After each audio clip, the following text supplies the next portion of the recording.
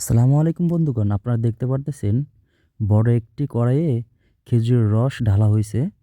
তো সেই রসগুলো আবার আগুনে জাল দেওয়া হচ্ছে। জ্বালতি হিসাবে বড় চুলা ব্যবহার করা হয়েছে, আর সেই সাথে আপনার গার্মেন্টসে যে জুট সেগুলো দিয়ে জাল দেওয়া হচ্ছে। তো এর মধ্যে জালটা হয়ে গেল। জালটা হওয়ার পরে সেই জাল দেওয়া যে রসগুলো এভাবেই বড় একটি বলে রাখা হয়েছে।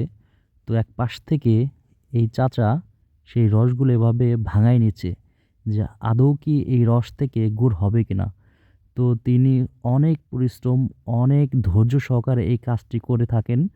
তো আমি দেখলাম, এবং তিনি আমার হাতে যেটা চেক করার মতো যে গুড় আকৃতি আসে সেটা আমার হাতে দিল। সেই গুড়টা কিন্তু নরম ছিল। তো এটা আমি খেয়ে চেক করলাম যে এতটাই মধুর, এতটাই সুমিষ্ট যে আমি অবাক হয়ে গেছি যে এতে কোনো ভেজাল নেই। একদম 100% খাঁটি রসের খেজুর গুড়। চাইলে আপনারা এসে এখান থেকে খাঁটি গুড় নিতে পারেন। প্রতি কেজি গুড়ের দাম ৭০০ টাকা। তো এই কাজটি করতে কিন্তু ২-১ মিনিটের প্রয়োজন হয় না।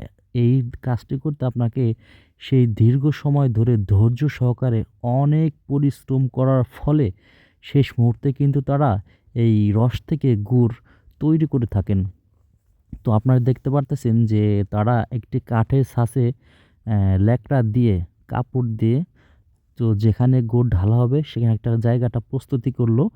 তো এর মধ্যে আমরা সেই জাল দেওয়া রস দিয়ে সকালের নাস্তাটা সেরে ফেললাম। পলাশ তো খেয়ে খুবই খুশি যে অনেক সুস্বাদু।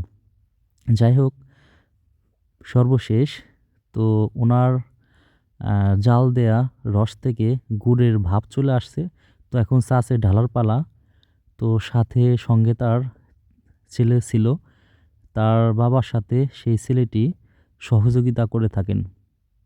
তো আমরা শুরু থেকে শেষ পর্যন্ত দেখলাম। তো ধীর গতিতে সেই রসগুলো শক্ত হয়ে যাচ্ছে। আপনারা দেখতে পারতেছেন কি টকটকে সুন্দর ভাব আসছে। তো তিনি বলল যে আর ২০ থেকে ৩০ মিনিটের মধ্যে এইখান থেকে সরানো যাবে, মানে গোটা শক্ত হয়ে যাবে।